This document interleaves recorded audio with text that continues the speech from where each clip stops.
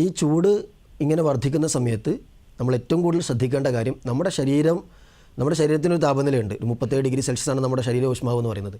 അപ്പോൾ അതും അന്തരീക്ഷവുമായുള്ളൊരു ബാലൻസ്, അന്തരീക്ഷ താപനില വർദ്ധിക്കുമ്പോൾ അത് തമ്മിലുള്ളൊരു ബാലൻസ് തെറ്റുന്നതാണ് നമ്മുടെ ഒരു വലിയ പ്രശ്നങ്ങളിലേക്ക് നയിക്കുന്നത്. അപ്പോൾ എപ്പോഴും നമ്മുടെ ശരീരം തണുപ്പിക്കാൻ ശ്രമിക്കുക എന്നുള്ളതാണ് അടിസ്ഥാനപരമായി ഏറ്റവും പ്രാധാന്യത്തോട് നമ്മൾ ചെയ്യേണ്ടത്. അതിനു വേണ്ടിയാണ് നമ്മൾ എപ്പോഴും ദാഹമില്ലെങ്കിൽ കൂടി വെള്ളം കുടിക്കണം എന്നെപ്പോഴും അഭ്യർത്ഥിച്ചുകൊണ്ടിരിക്കുന്നത്. അവർ പറഞ്ഞ പോലെ നമുക്ക് ധാരാളം വിയർക്കുന്ന ഒരു പ്രശ്നമുണ്ട്. കാരണം നമ്മുടെ ഹ്യൂമിഡിറ്റി കൂടുതലാണ്.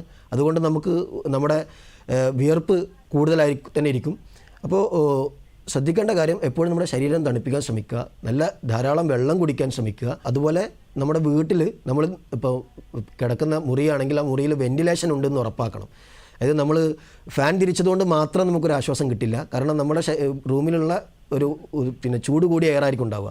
ഈ എയർ പുറന്തള്ളണം. അപ്പോൾ എക്സോസ്റ്റ് ഉണ്ടെങ്കിൽ അത്, അല്ലെങ്കിൽ നമ്മുടെ ജനലൊക്കെ തുറന്നിടണം. കൂടാതെ ശ്രദ്ധിക്കേണ്ട ഒരു കാര്യം, നമ്മൾ വിശ്രമിക്കുക. നമ്മുടെ ശരീരം, നമ്മൾ എന്തെങ്കിലും ജോലിയൊക്കെ ചെയ്യുന്ന ആളുകളാണെങ്കിൽ കൂടുതൽ സമയം ഒരു ജോലിക്കിടയിൽ ഒരു ഇടവേളയിൽ കൃത്യമായ ഒരു ഇടവേളയിൽ നമ്മൾ വിശ്രമിക്കാൻ ശ്രമിക്കുക.